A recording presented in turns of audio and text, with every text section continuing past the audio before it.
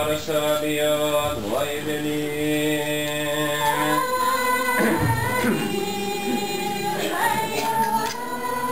Vayos Hristi için hem onun içine inanmakla, nilvaçılıkla, kemallıkla, korkulan girenler için sabiyat dua edelim.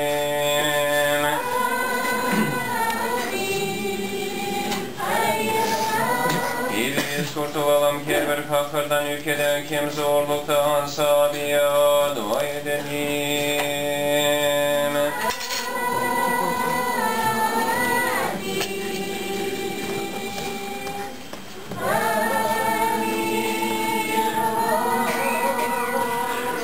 Ya Allah arkala kurtar hayırla, hem koru bizi senin iyilik vermenle.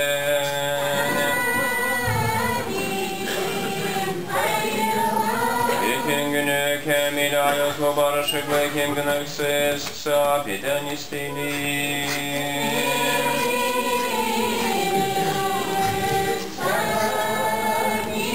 Barışmakla kavgine doğru öğretecek, hem bizim canlarımızın, hem gövdelerimizin koruyucusunu saf eden isteyelim.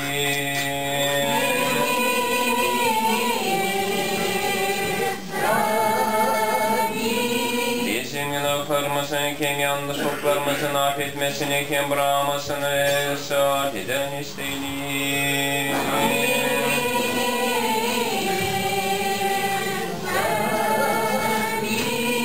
Canlarımıza iyilikteki faydalı olanlara, hem de dünya barışmakla saat eden isteyelim.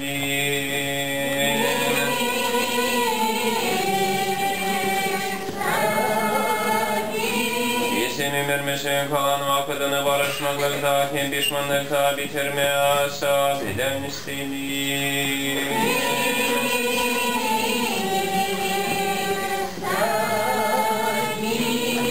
Hristiyanlık ömrümüzün bitkisini, hastalıksız, utanmaksız, rahatlık, hem cevap Hристos'un korkulu davasında isteyelim.